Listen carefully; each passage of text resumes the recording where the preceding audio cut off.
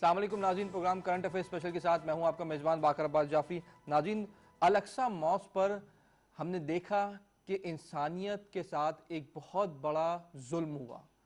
रमज़ान के महीने में हमने देखा मुसलमान निहत्ते फ़लस्तीनियों पर इजरायली फ़ौजियों की यलगार, और दुनिया भर में ये दिखाई गई, फुटेज देखी गई।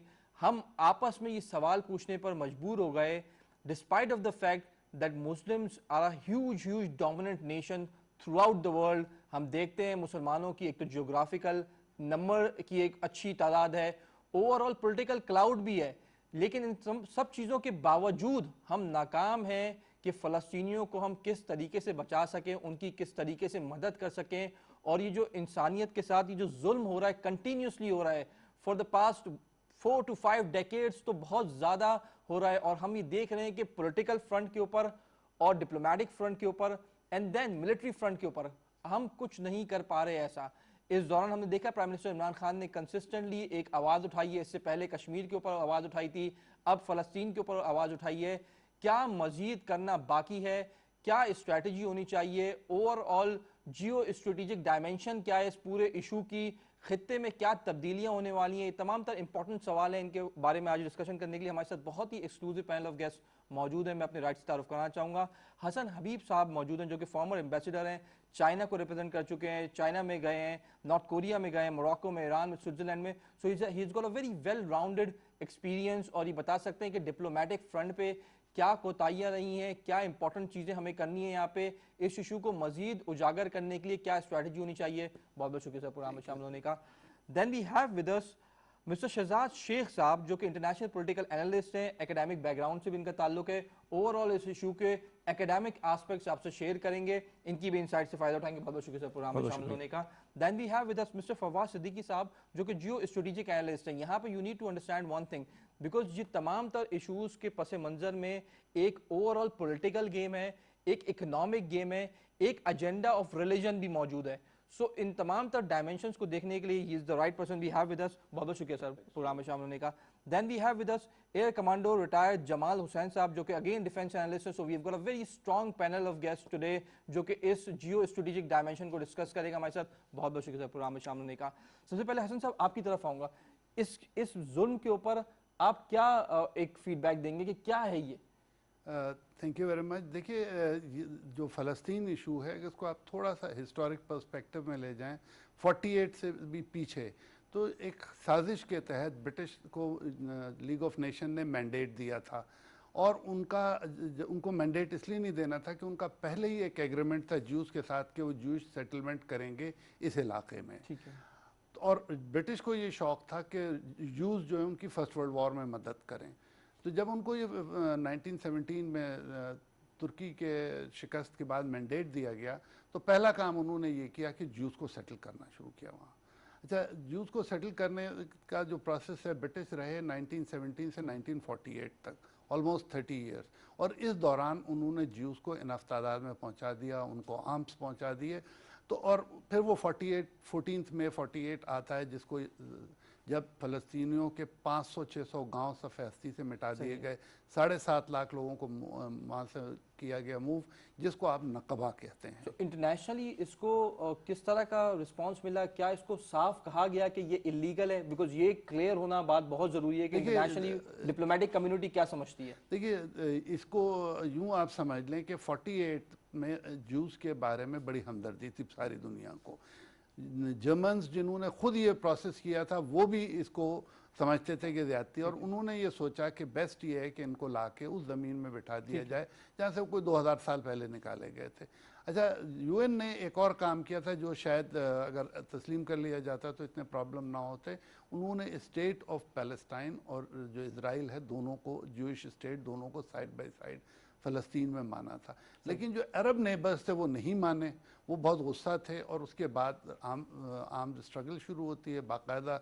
उसमें मुसलमान जो नेबर्स थे, इजिप्ट, जॉर्डन, सीरिया, सब शामिल होते हैं, लेकिन सबको शिकस्त होती है। ये मुझे बताइए, ये तो ओवरऑल हिस्टोरिकल वॉर का पर्सपेक्टिव है, इंटरनेशनल पॉलिटिकल व्यू क्या है कि ये इलीगल ऑक्यूपेशन है कि नहीं है? बिकॉज यूएन इसके बारे में काफ़ी चीज़ें। यूएन की तो आप कोई भी रिपोर्ट उठा के देख लें, वो सेटलमेंट के खिलाफ भी बोलती है, जुल्म के खिलाफ भी बोलती है, लेकिन जो बड़े मुल्क हैं वो इसमें बिल्कुल म्यूटेड हैं। यानी अगर आप अमेरिका, कनाडा, ऑस्ट्रेलिया, न्यूजीलैंड, इनसे आप उम्मीद करते हैं कि ये इसराइल अपार्थाइड पे बोलेंगे तो हालात है। वेस्टेड इंटरेस्ट, वेस्टेड इंटरेस्ट नहीं है, उनके अपने हालात ऐसे हैं कि अगर आप काले हैं तो आपके कोई राइट्स नहीं। तो अमेरिका तो खुद अब एक अपार्थाइड बिहेवियर पे चल रहा है, यही कनाडा का हाल है, यही इंग्लैंड का है।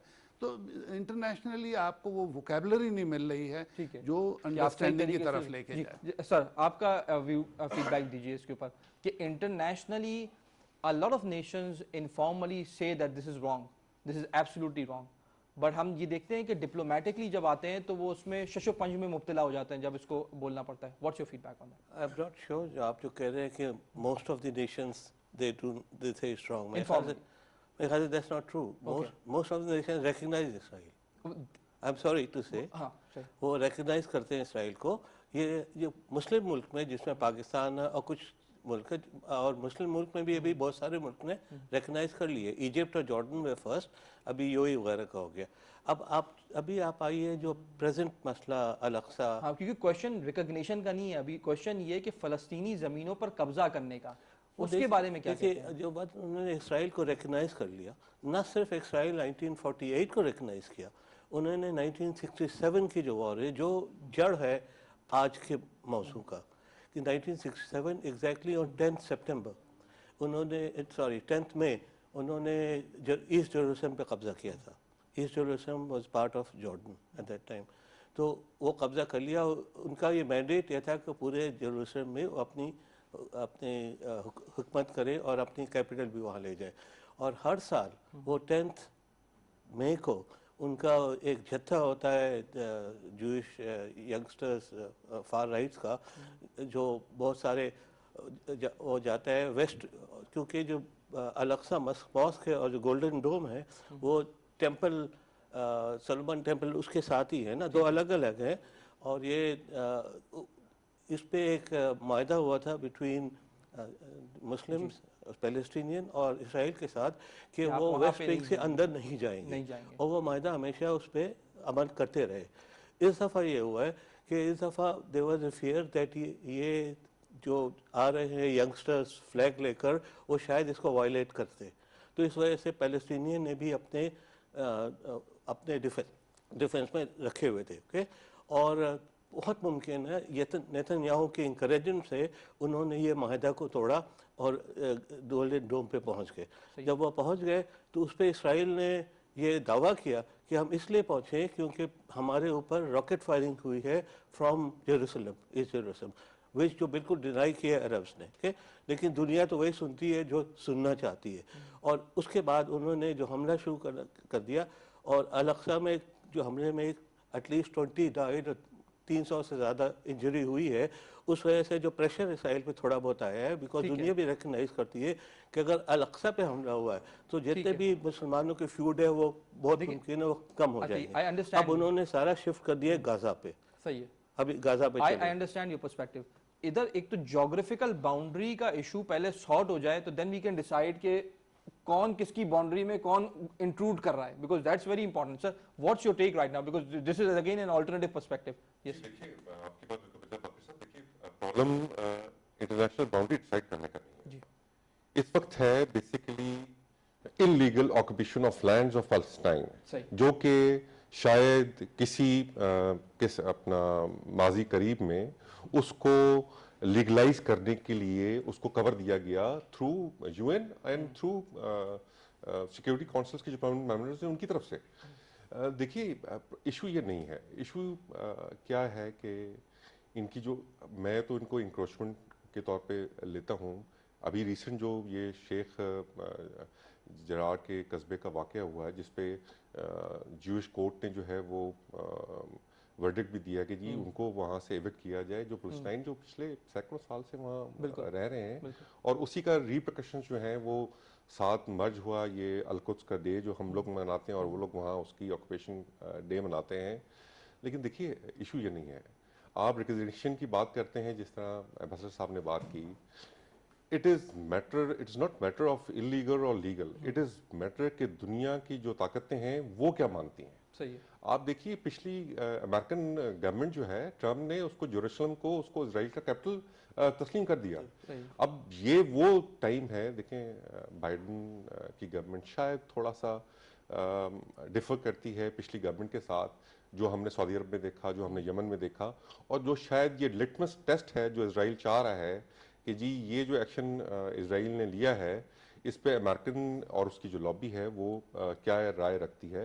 ऑब्वियसली उसकी तरफ से थोड़ी बहुत मजम्मत की आई है कि जी दोनों तरफ से जो है वो रिस्ट्रेन किया जाए, सारी चीज़ किया जाए, लेकिन देखिए ये हल नहीं है। जिस तरह कमर साहब ने बात की, हम इजराइल को रिकग्नाइज करें ना करें, इजराइल दुनिया में एक हकीकत है और एक मुल्क है जिसको अरब ममालिक भी तस्लीम कर चुके हैं और मिडल ईस्ट में वो अपना एक वेट रखता है। आप अगर उसको बोले कि जी आज हम उस पर ये डिस्कशन करें कि जी वो इलीगल है या लीगल है, the question is not whether Israel is legal or illegal, by the way. Let's just come to the point. The point is simply there is an argument on a land whether who this land belongs to, and your argument is the might is right. What America and other nations are saying, if they saying that this is the right way to do it, then this will be the final take. देखिए आपकी बात बिल्कुल बचा है। देखिए Israeli It's not the question of whether Israel को तस्लीम करना है नहीं करना। देखिए इजराइल को तस्लीम करने का मतलब ये Might है, prevails, right भी prevails भी। इजराइल Right को नहीं है, it तस्लीम prevails करने करना, का ठीक जो है। मकसद है, मतलब है वो यही है कि जो उनकी सेटलमेंट्स हैं उनको तस्लीम कर रहे हैं ना आप। अब देखिए अगर जॉर्डन ने या इजिप्ट ने उसको तस्लीम किया, इसका मतलब है कि वहां की जो लैंड है उसको उन्होंने तस्लीम किया है। अब जो केस रिसेंट केस है शेख जराट का जिस पे चल रहा है, वो यही बात कर रहे हैं कि जी हमने ये पैसे लेकर, इजरायलीज जो यूज है कि हमने ये पैसे लेकर लैंड खरीदा है। सही है। जो कि इससे पहले भी सेटलमेंट जो हुई है उसका उन्होंने इसी तरीके से हुई है। ठीक है। अब वो अगर आप उसको इलीगल ये बोलेंगे जी लैंड खरीदने के बाद आप उसको ऐलान कर दें कि जी मैं आप ये अलग मुल्क जो है वो उसका वो बन गया है, तो एक डिबेटेबल चीज है। लेकिन देखिए मैं इसकी बात करूंगा कि अगर आप वो लीगैलिटी की बात करेंगे, जिस तरह बस्टर ने बात की, 2000 साल पहले ये लैंड किसका था? ज्यूस, बनी इसराइल। अब उसके बाद जब ये फर्स्ट वॉर के, सेकंड वर्ल्ड वॉर की हॉलोकॉस्ट उन्होंने एक बेस बनाया, उसका अपने आप को मजलूम तस्लीम करवाया दुनिया में, और उसकी बेस पे आज हम इजराइल जो है उसको डिस्कस कर रहे हैं। सही सही। आप थोड़ा फीडबैक, आपने काफी डिस्कशन देखी, आप अपना पर्सपेक्टिव दे दीजिए। देखिए बुनियादी जो असल मसला है वो तो यही है कि इस पूरी फ़लस्तीन को मुसलमान अपनी सरजमीन समझते हैं, ये अंबिया की सरजमीन है।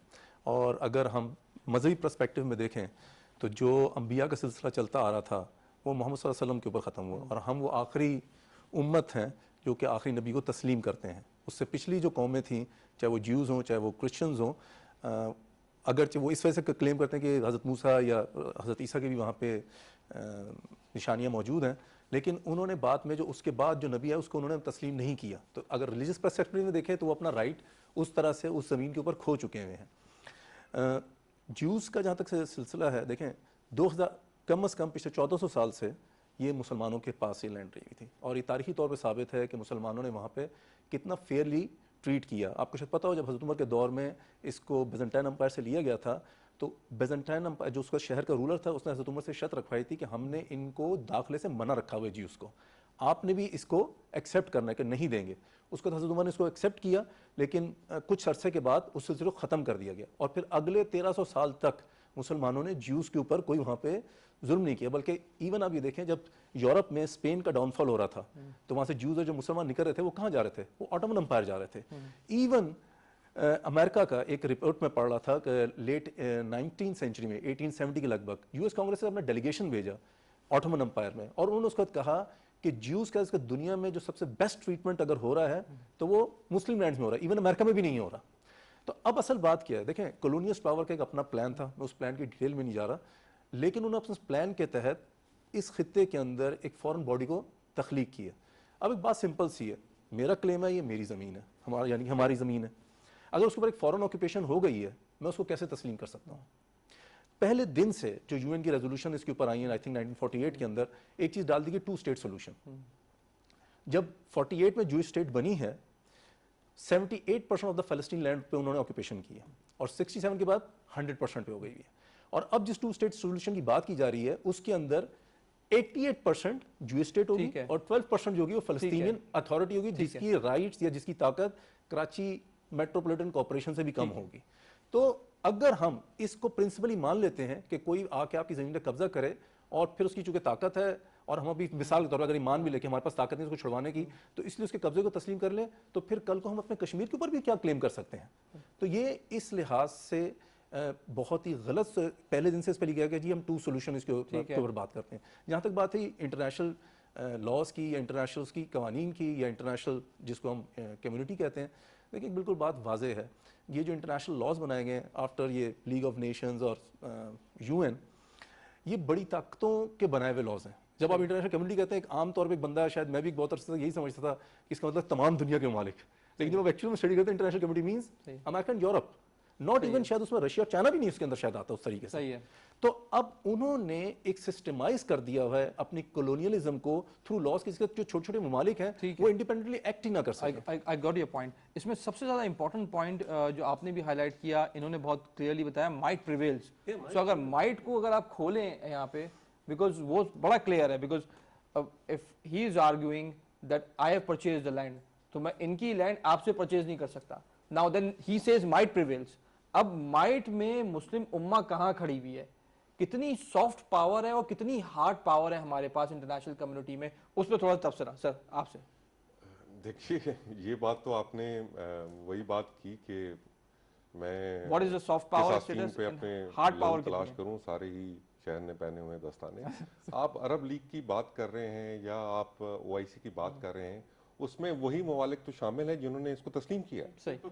अब अगर आप उनसे कोई अच्छाई की उम्मीद ये रखें कि जी वो वहाँ से कोई स्टेटमेंट दें अगेंस्ट इजराइल, तो मैं समझता हूँ शायद हम we are living in fools paradise. सही।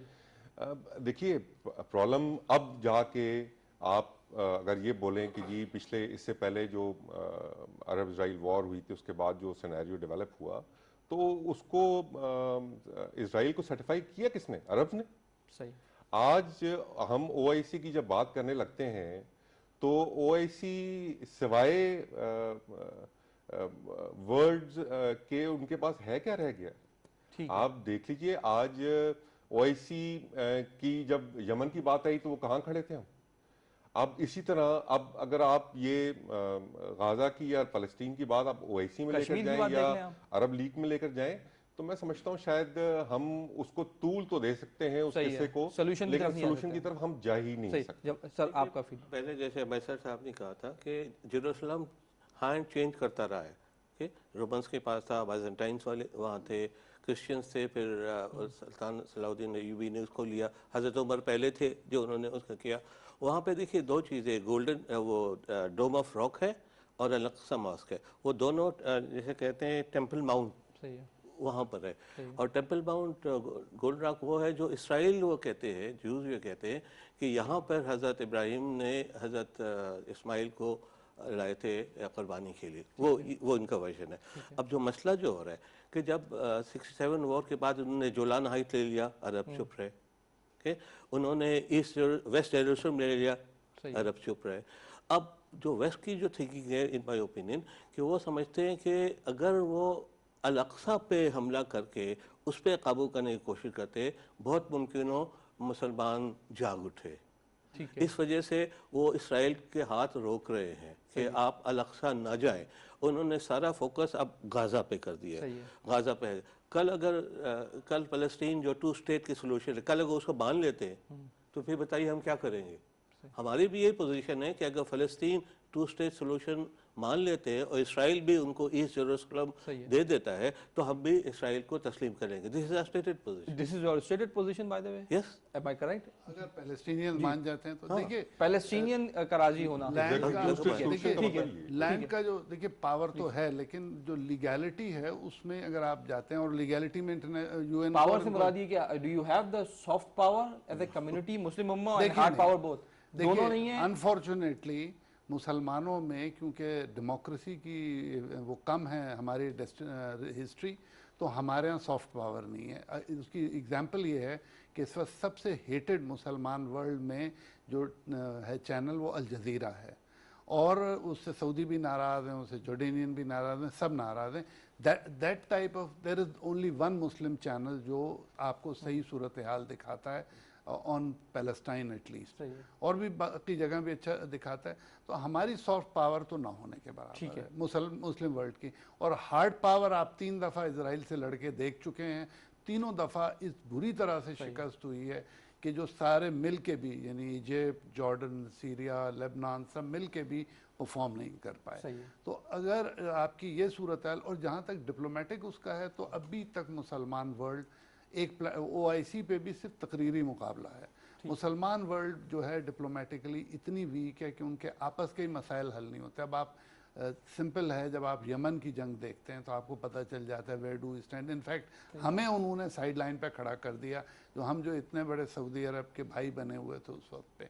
तो हमारे लिए जो है ना डिप्लोमेटिक फ्रंट तो ऑप्शन ही नहीं है, ना सॉफ्ट पावर ऑप्शन है। हमारे पास एक ही ऑप्शन है कि हम किसी तरह से जो लैंड यूजर हुए, देखिए जो बेची खरीदी गई वो अलग है, लेकिन जैसे इजराइल ने वो वॉल बना के अपनी सिक्योरिटी के नाम पे इतना वो किया, और अब जो recent movement into Jordan valley है ये बहुत खतरनाक है, क्योंकि this violets all the previous understanding. तो अगर हम लीगैलिटी पे ना जाएं, हम ये मान लें कि माइट इज राइट, ये चले might prevails, whatever, but the question is, जितना प्रोग्राम में हमने आर्गुमेंट बिल्ड किया है, इन्होंने हमें गाइड किया कि might will prevail, forget about what is right, then when we went to might हमने देखा कि सॉफ्ट पावर भी नहीं है, हार्ड पावर भी नहीं है। बिल्कुल। तो अब बचा क्या है? माय क्वेश्चन इज, एक ऑप्शन है बख्श साहब जी सर, जो कि हम OIC का पैरेलल ब्लॉक की बात कर रहे हैं। ठीक है।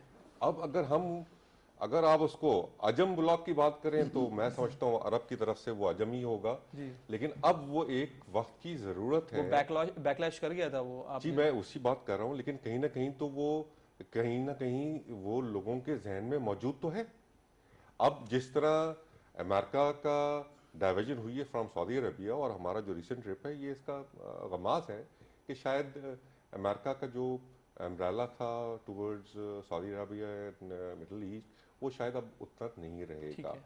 यमन की वॉर की बारे में बातें हो रही हैं अमेरिका की तरफ से। अब शायद मैं समझता हूँ कि हमें एक पैरेलल ब्लॉक की तरफ जाना है। वैसे भी दुनिया यूनिपोलर वर्ल्ड से अल्हम्दुलिल्लाह बाइपोलर वर्ल्ड की तरफ जा रही है। इकोनॉमिकली भी हमारा ईस्टर्न ब्लॉक जो है वो नेचुरली तौर पे अब वो सामने आ रहा है, तो व्हाई नॉट इस्लामिक ब्लॉक? सही। शिदा साहब, is it a viable solution? देखें, अगर हम खुद अभी इस बात को एडमिट कर रहे हैं कि चाहे जो OIC हो, चाहे अरब लीग हो, उसके जो ममालिक हैं, उनके जो रूलर्स हैं, और मैं इसमें बेस में कहूँ जब हम अरब्स कहते हैं या मुस्लिम कंट्रीज कहते हैं, we should mention the rulers, क्योंकि जो रूलर्स की थिंकिंग और इमोशंस हैं वो बिल्कुल डिफरेंट हैं with the Muslim population, whether they are Arab or not Arabs. तो जब हम ये समझ रहे हैं कि वो किसी चीज़ के ऊपर एक्ट करने के लिए तैयार नहीं है, तो कोई भी हम नया ब्लॉक बना लें, चाहे वो ईस्ट का हो चाहे वेस्ट का हो, कोई रिजल्ट डिफरेंट नहीं आएगा। दूसरी एक बात मैं इसमें ये कहना चाहता हूँ, जब हम बात कर रहे हैं कि जी ये फ़लस्तीनी डिसाइड करें, सॉरी फ़लस्तीन डिसाइड नहीं करेंगे। मस्जिद अक्सा फ़लस्तीनी नेशनलिस्ट की नहीं है। जब आप फ़लस्तीन कहते हैं, फ़लस्तीनी पर मुसलमान भी है, क्रिश्चियन भी है, ज्यूज़ भी है। सही। दिस इशू, ये ज़मीन मुसलमानों की है, और इसकी जो सबसे अच्छी हमें एग्जाम्पल मिलती है कि जो ज़ायनिस्ट तहरीक के जो रहनुमा थे थियोडोर हर्ज़ल, जब उन्होंने 1901 के अंदर, उस वक्त जब उस्मानी खिलाफत मौजूद थी, क्योंकि उसके अंडर में था फ़लस्तीन, तो उसने ऑफ़र की थी कि हम आपको बहुत पैसे दे सकते हैं, आप कर्ज उतरवा सकते हैं, ये फ़लस्तीन की ज़मीन के अंदर हमें कुछ हिस्सा में दे दीजिए। तो सुल्तान अब्दुल हमीद ने उसको ये जवाब दिया था कि ये ज़मीन मेरी नहीं है, ये मुसलमानों की ज़मीन है, और मुसलमानों ने इसकी कीमत अपने खून से अदा की है। हाँ, जिस दिन ये सियासत ख़त्म हो गई, फिर तुम्हें शायद ये मुफ्त में मिल जाएगी, और फिर आखिर में यही हुआ। तो एक हमें इस बात पर ध्यान रखना चाहिए, ये एक सिस्टमेटिकली जो एक issue since from very beginning for 24 this was an Islamic Muslim issue, फिर इसको अरब लीग के जरिए इसको अरब इशू बनाने की कोशिश की गई, और अब पिछले 30 सालों से ओस्लो एग्रीमेंट और ऑनवर्ड्स आके इसको एक फ़लस्तीनियन इशू, ताकि हमें पूरी मुस्लिम उम्मा को इससे डिस्टेंस कर दिया जाए। अल्हम्दुलिल्लाह so far they have been failed miserably, क्योंकि जब फ़लस्तीन की ज़मीन की बात है, ये अंबिया की ज़मीन, मस्जिद की, ये इसको डिस्टिंग्विश कर नहीं सकते। देखिए, अब क्वेश्चन ये है, ज़्यादा बात नहीं, हार्ड पावर सॉफ्ट पावर की। अब इसी के ऊपर कनेक्ट करूंगा। they have failed miserably, या we could not make the right strategy, ये again एक counter question है। now 3 पावर ले लेते हैं, hard power, soft power. Soft power नाज़रीन diplomatic power, hard power military power, the third power is financial power. so you are stuck at the financial end as well। मैं hard power के हवाले से one point, जी sir please मैं आपको 3 factions हैं Palestine में जो इसराइल के खिलाफ लड़ रहे हैं। ओके, एक है पीएलओ जो पॉलिटिकल फैक्शन है, हमास और Hezbollah they are the military faction. सही है। अब वो तीनों आपस में लड़ रहे हैं। हिजबुल्लाह, क्योंकि हिजबुल्लाह सपोर्टेड बाय ईरान और देयरफॉर उसको सपोर्ट नहीं मिलती फ्रॉम द अरब ब्लॉक। सही है। ओके, हमास, क्योंकि Hamas is supported by the Arab blocks because Arabs है, वो सपोर्ट नहीं मिलती। तो जब तक मुसलमान कंबाइन नहीं होंगे, आई एम सॉरी, आपकी बात बिल्कुल सही है, मुसलमानों की ज़मीन थी। अगर ये आर्गूमेंट ले तो America belong to the Red Indians, okay, Australia में द एबोरिजिनीज का था। तो this is argument is good, लेकिन इससे आप आगे नहीं बढ़ेंगे अनलेस आप मोटिवेट करें। जो मैं कह रहा हूँ, अगर खुदा ना खास्ता उन्हें अल अक्सा में गए, मुझे उम्मीद है कि हम अपनी सारी डिफरेंसेस छोड़कर अगर हम इकट्ठे हो जाएंगे, फिर जो आप बात कर रहे हैं उस पर हम कामयाब हो सकते हैं। देखिए, ये जिस आप कह रहे हैं ना अलग सा, यानी कि एक तरह से आप एक रेड लाइन डिफाइन कर रहे हैं, ठीक है ना। देखिए, ये software hard power, early 80s के अंदर एक बहुत यहाँ पे खबरें आम थी कि जूइश स्टेट जो है with the help of India वो ऑक्यूपाइड कश्मीर से हमारी कहूटा रिसर्च लेबॉर्ट्रीज के ऊपर अटैक करने जा रहे हैं। और फिर उस वक्त के अखबारों में, जब कभी मीडिया दौर नहीं था, हमने कुछ डिप्लोमेटिक सर्कल्स के जरिए से जूइश स्टेट को कम्युनिकेट कराया कि जो हमारे पास चीज़ है, हमने उसका अगर छोटा सा भी टुकड़ा तुम्हारी तरफ भेजा तो तुम सफास्ती पे नज़र नहीं आओगे। 80s में जब अभी हम डिक्लेयर्ड न्यूक्लियर पावर भी नहीं थे, ना हमारे पास उसका इस तरह की भी प्रॉपर बैलिस्टिक कैपेबिलिटीज मौजूद थी। पॉइंट ये है, आप जब दुश्मन को दिखाते हैं कि मैं तुम्हें एक नुकसान पहुंचा सकता हूं और दुश्मन ये जान जाए कि वाकई सीरियस है, तो फिर वो आपके थ्रेट को रिकॉग्नाइज करता है। आज अगर जूइश स्टेट की पुलिस इस बेधड़दी से बसीदा में घुस जाती है, उनको इंश्योर है कि आसपास की तमाम मुस्लिम स्टेट्स के जो रूलर्स से लेके दूर रफ्तार तक की जितनी मुस्लिम स्टेट्स के रूलर्स हैं, वो सिवाय बयानबाजी के वो भी अपने अवाम के गुस्से को ठंडा करने से ज़्यादा कुछ नहीं करेंगे। तो आप इसलिए हार्ड पावर भी मौजूद है। Even a single Muslim country, नहर सुएज, इजिप्ट बैठा हुआ है, वो अगर धमकी कि आज कल से ये बीमारी ना रोकी गई, हम इस नहर सुएज को ब्लॉक करते हैं। सही, आप ही के पॉइंट को स्ट्रेटेजिकली इसमें एक और पॉइंट ऐड करूं। जब हमने ब्लास्ट किए थे, न्यूक्लियर ब्लास्ट, हम पे सैंक्शंस लगनी शुरू हुई थी। उस वक्त जो फ्रेंच प्रेसिडेंट थे जैक शिराक, उन्होंने फिर कहा कि ये एक न्यूक्लियर कैपेबल मुल्क है, अब इसको ज़्यादा दीवार से ना लगाओ, ऐसा ना हो कि ये अपनी न्यूक्लियर कैपेबिलिटीज को बेच के अपना गुजारा करना शुरू कर दे। तो पॉइंट ये है, जब आपके लिए कोई रेड लाइन होती है और आप कहते हो मैं इसके लिए सब हद क्रॉस कर जाऊंगा, फिर दुश्मन भी मजबूर होता है आपको वेटेज देने के लिए। Point is the other party has to take it as the credible threat. Yes. So in game theory, the other party is not willing to take that as a credible threat because वो आपके 2-3 मुस्लिम nations को तो already accept करा चुके हैं, and then they are strategically moving forward. credible threat का sir जो बात वही आ गई जो मैं कर रहा था कि जी अगर हम डेटरेंस, न्यूक्लियर डेटरेंस है, ब्रास टैग सर समझते हैं, ब्रास टैग भी हमने इसी तरह ज़िया साहब के दौर में हमने इंडिया का जो है एग्रेशन वो रोका था, यही चीज़ बताकर। क्रिकेट डिप्लोमेसी का एक बहुत बड़ा है प्रॉब्लम। अरब इजराइल वॉर में इनसे बेहतर कौन जाता है कि वी पार्टिसिपेटेड, हम खुद पाकिस्तानियों ने पार्टिसिपेट किया। अगर आप हार्ट की बात करते हैं तो Pakistani pilot for the first pilot who shoot down the Israeli jet, मैं आपसे वही बात कर रहा हूँ, किया। लेकिन देखिए अल्टीमेटली बात वही आ गई कि जो आसपास के लोग जब रिकॉग्नाइज कर रहे हैं मुल्क, ठीक है, तो जो हम इतनी दूर बैठ के अगर हम कोई क्रेडिबल डेटरेंस की या क्रेडिबल हम थ्रेट की बात करते हैं, तो वो तो शायद नकाब खाने में तूती है, ठीक है, की आवाज है, ठीक है, तो कोई नहीं समझता। सही है, गॉट इट पॉइंट। मैं समझा आपका एक पर्सपेक्टिव लेना चाहूंगा बिकॉज आपका एक्सपीरियंस है तमाम तर ममालिक में। How has been the diplomacy so far, जो आपका एक्सपीरियंस रहा है on this Palestine issue from Pakistan side, इस पर थोड़ा बताइएगा। देखिए, जैसे मिडल ईस्ट को अगर आप देखें तो बारिंग वेरी फ्यू कंट्रीज, उनकी जो डिप्लोमेटिक सर्विसेज हैं उनका सिर्फ एक काम है कि वो रिजीम का एक अच्छा इमेज प्रोजेक्ट करें, दैट इज़ द लिमिट। और जो बाकी मुसलमान मुल्क हैं जैसे ईरान है, पाकिस्तान, टर्की, जो थोड़े से जिनकी डिप्लोमेसी वाइबल है, वो भी इस इशू को इसलिए नहीं उठा पा रहे हैं कि जो जिन लोगों ने कुछ करना है वेस्ट में, जो इजराइल पे रियल प्रेशर डाल सकते हैं, और इस वक्त वो डाल लें थोड़ा सा, क्योंकि उनको ख़तरा ये है कि अगर अल-अक़सा वाला इशू होता है तो थर्ड इंतफादा ना शुरू हो जाए। फर्स्ट इंतफादा ने इजराइल को जितना नुकसान पहुंचाया था वो शायद हम असेस नहीं कर सके, क्योंकि प्राइम टाइम टीवी पे नज़र आता था कि इजरायली गोलियां चला रहे हैं, टैंक लिए हुए हैं और छोटे छोटे बच्चे पत्थर मार रहे हैं। अब की अच्छा सरप्राइजिंगली दोनों इंतफादा में पैलेस्टीनियन के पास कोई वेपन नहीं था। अब ये एलिमेंट आ रहा है, कुछ खुद को धमाके वमाके उन्होंने किए थे लेकिन वेपन का इस्तेमाल नहीं था। अब ख़तरा ये हो रहा है क्योंकि वेपन का मूवमेंट ज़्यादा फ्री हो गया है कि ये ऐन मुमकिन है कि जो थर्ड इंफाता हो वो मटेरियलिस्टिक हो, और अगर पैलेस्टीनियंस ने आर्म्स उठाए तो इसराइल के लिए बहुत प्रॉब्लम हो सही। जाएगा। अच्छा शहजाद साहब, एक चीज़ हम और भी देख रहे हैं कि मुस्लिम उम्मा के अंदर within the nations Imran Khan has been very vocal on that, although at a lot of political cost as well, at a lot of economic cost as well, because Pakistan की अगर आप माशी सूरत हाल देखें तो अभी बिल्कुल रिकवर होना शुरू हुआ है, एक क्राइसिस से निकला है, रिकवरी का मोड जारी है, लेकिन उसके बाद भी it's too bold and it's a very commendable effort कि कम से कम कोई आके बोल रहा है, and then Turkey as well. देखें, ये जो मईशत की जो बात की जाती है, एक तो ये बात बहुत ही गलत लिंक की जाती है, क्योंकि अगर मैं इसको लूँ तो अल्लाह ना करे कल को पाकिस्तान पे इंडिया या कोई और स्टेट अटैक करती है तो क्या हम इस एक्सक्यूज़ को लेके हम कहेंगे कि we are not going fight to you, we are surrendering to you. Again कुछ रेड लाइंस है आपकी, आपने उस रेड लाइंस को डिफेंड करना एट एनी कॉस्ट, आप उसको किसी सूरत भी जो है वो छोड़ नहीं सकते। जहाँ तक आपने बात की इमरान खान साहब की या टर्की की, देखें फिर वही बात है, हम यहाँ बैठे हुए, हमारे पास इसका अथॉरिटी नहीं है, we can simply express our views, we can demand.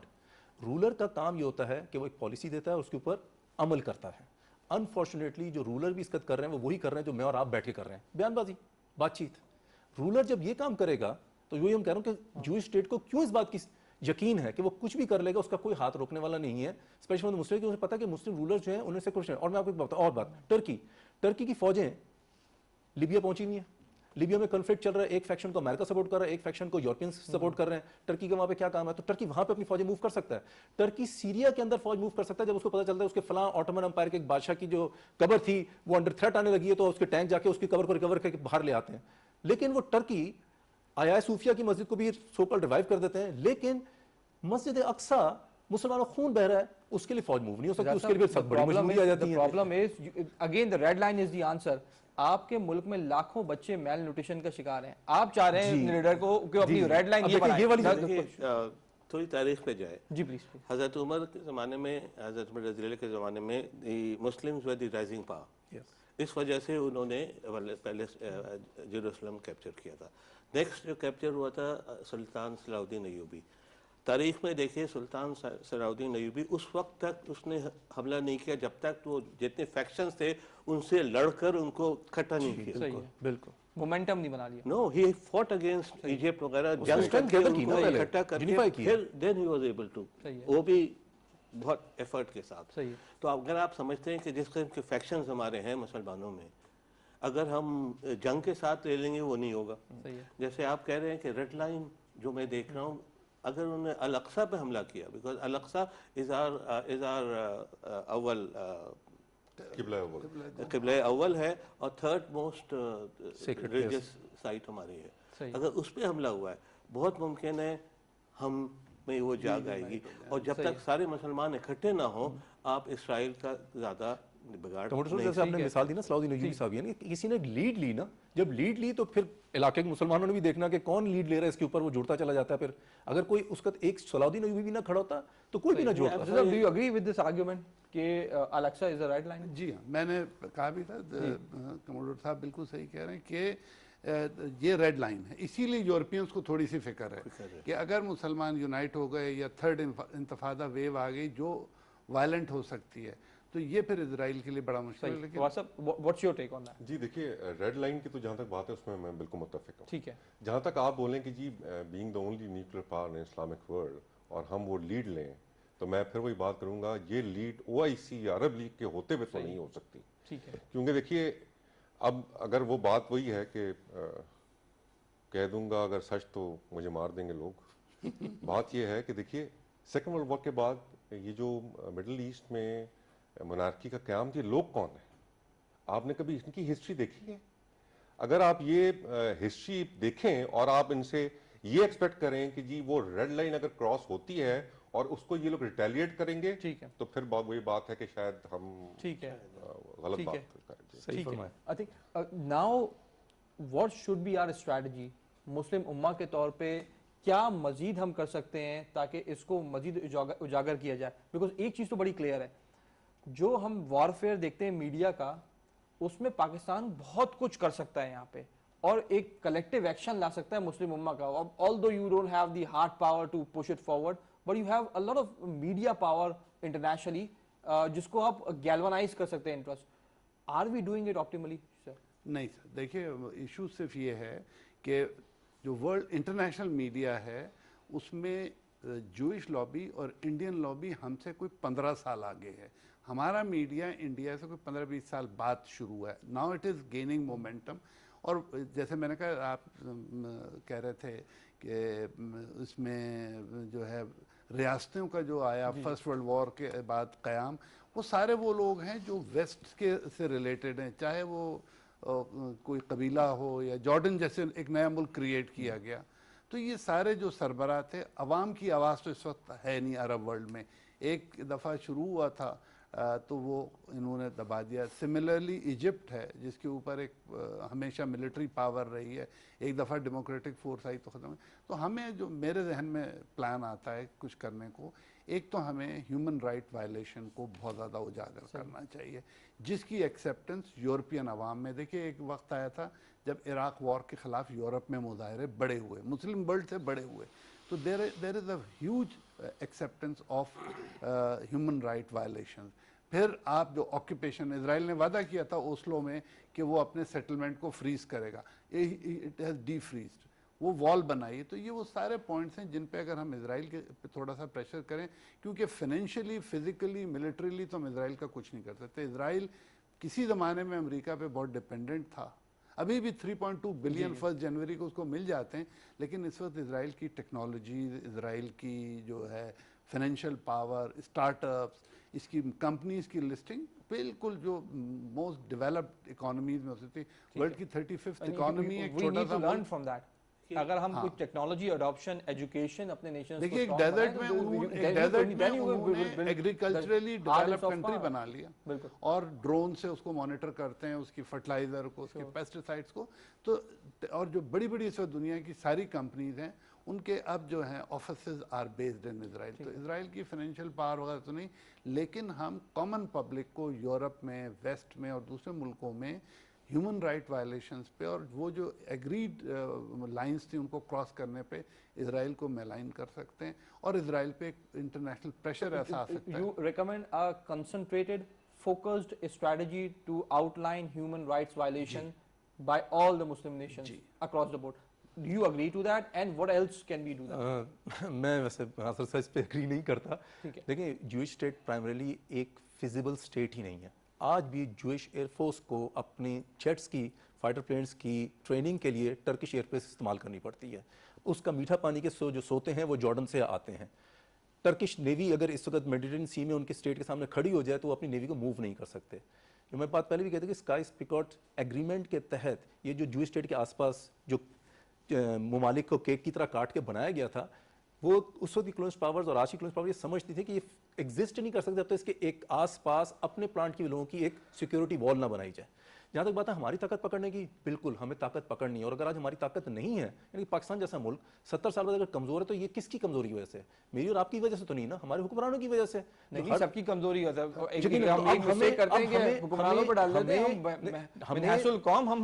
हमें अपने आप को नहीं, देखिए रूलर होते हैं, लीडर्स होते हैं जो कि कौमों को लेके चलते हैं एक डायरेक्शन में। ऐसा नहीं होता, यानी कि अगर हम अदर देन मुस्लिम कंट्रीज, दूसरी नॉन मुस्लिम सोसाइटीज को देखें, हम चाइना की आजकल इतनी मिसाल देती है, इससे मेरे साहब चाइना में भी रहकर आए, तो चाइना में भी कोई एक लीडरशिप थी ना, कोई मूवमेंट थी जिसने फिर उस कौम को लेकर चला। कौम बाद में तरक्की करती है, पहले कोई लीडरशिप एक तरक्की का विजन लेकर आता है, कोई out of the box solution देता है। हमारे यहाँ इस वक्त क्या हो रहा है कि हमें हमारी लीडरशिप डराती रहती है। यानी कि ये क्यों ऐसा होता है कि जो कोई मेजर इशू है, आप छोड़ दें अभी थोड़ी देर के लिए फलस्तीन, कश्मीर हमारा आज भी स्टेटेड पॉलिसी है ना, शेयर अगर उसमें हमारी क्या पॉलिसी है कि ये हालात रहता है कि हमारे फॉरेन मिनिस्टर चाहे वो उसको डिनाई कर रहे हैं कि नहीं मैंने नहीं कहा जी, तो ये इसमें देख लेते हैं, इसको उनकी इंटरनल पॉलिसी है। बट माय पॉइंट इज हमें ताकत ही पकड़नी है, recognizing a power and you don't develop a strategy to counter that power, how will you move forward? देखिए दो चीज़ें, पहले तो जैसे आपने कहा कि दो मुस्लिम कंट्रीज लीडरशिप जो बहुत इस बात पे बात कर रहे हैं, एक पाकिस्तान है और दूसरे Turkey, but Turkey has recognised, देखिए ना, तो उसने अनरिकग्नाइज नहीं किया, बिल्कुल, despite all the fact. Let me take you back, Vietnam war की बात हो रही थी मेरी एक अमेरिकन स्कॉलर के साथ, डॉक्टरेट स्कॉलर, तो उसने मुझे कहा कि देखो जमाल, वो जब ह्यूमन राइट्स वायलेशन वहाँ बहुत हुई तो हमारी पब्लिक खड़ी हो गई और हमने फोर्स कर दिया अपनी गवर्नमेंट को विड्रॉ करने। तो मैंने कहा नहीं डॉक्टर, यू आर रॉन्ग, जब तक आपकी पब्लिक समझ रही थी कि आप जंग जीत रहे हैं, आप वाह वाह करते थे। जब आपको पता चला आप जंग जीत नहीं सकते, जो वियतनाम में हुआ, जो अफगानिस्तान में हुआ, उस वक्त पब्लिक आपके खिलाफ हुई। तो ये अगर स्ट्रेटजी अगर हम किसी तरह कन्विंस कर दे वेस्ट को, अमेरिका को, कि उनकी स्ट्रेटजी इसराइल में लूजिंग स्ट्रेटजी है, अब वो किस तरह करना है मेरे पास उसका पूरा जवाब नहीं है। उसका यही हुआ कि हम सब इकट्ठे होने हैं जो हम नहीं हैं, और बेख्याल से may be my grand children might see it but I don't see it. मैं नहीं देखता कि हम इकट्ठे होंगे अनलेस से कोई रेवोल्यूशन आए। अल्लाह की तरफ से कुछ भी हो सकता है। ठीक है फवाद साहब, व्हाट्स योर फीलिंग? देखिए, हम अगर बात करते हैं ना इस्लामिक ब्लॉक की, तो उसको स्पीयरहेड कौन कर रहा है? खादमन हरमैन शरीफैन। हमने परसों जाके हमारे चीफ ने यही बात की कि हम हमारी रेड लाइन है वो वाली। देखिए, बात हम तुर्की की भी कर रहे हैं, जिस तरह कमांडर साहब ने बात की। Ataturk, who was Ataturk? Kemal Ataturk कौन था? अब वही बात है, अगर आप ये बोलें कि मैं ये बोलूं कि जी अरब लीग के अरब, जिसको स्पेयर हेड लॉजिकल तौर पे अरब ममालिक कह रहे हैं कि इस्लामिक ब्लॉक को, उसमें अगर पाकिस्तान की कोई से हो, मैं नहीं समझता कि पाकिस्तान की से होगी टिल द टाइम पाकिस्तान कोई इंडिपेंडेंट अपना रास्ता नहीं इख्तियार करेगा। सही। अगर वो उसी अम्ब्रेला में रहेगा, चाहे वो ओआईसी की है, अरब लीग की है, तो वो शायद जहां है हम शायद वहीं खड़े रहेंगे। देखिए, हमारा लिटमस टेस्ट है, Kashmir is a litmus test. हम 2 सालों से ह्यूमन राइट्स की बात कर रहे हैं ना, वहाँ लॉकडाउन चल रहा है, हर चीज है, उस हमारी आवाज सुन कौन रहा है? अब देखिए, अब हालात इस नहज पे आ गए हैं कि जी चहमगोया हो रही है कि शायद हम बैक चैनल डिप्लोमेसी जो है वो इस्तेमाल कर रहे हैं। ये एक बहुत ही की पॉइंट है। हसन साहब, बहुत ही वैलिड पॉइंट आइडेंटिफाई किया है कि ह्यूमन राइट वायलेशन को आप उजागर कर रहे हैं दुनिया भर में, बट उसका डिजायर्ड इम्पैक्ट नहीं आ पा रहा। सही है। Now with in the Palestine issue, the solution that you propose, will it yield the desired results or it will just be a diplomatic push? नहीं, देखिए, डिज़ायर्ड रिजल्ट तो इंतफादा फर्स्ट के बाद आ चुके हैं। ये नहीं कि उस प्रेशर का रिजल्ट नहीं आया था, और इंतफादा 2 का भी आता अगर हम वो तारीखी गलती ना करते कि सद्दाम हुसैन के आसरे पे फ़लस्तीनी बैठ गए, जो टेक्निकल एरर हुआ था ना। और फिर Saddam Hussain was not a power जो फ़लस्तीन की मदद करता।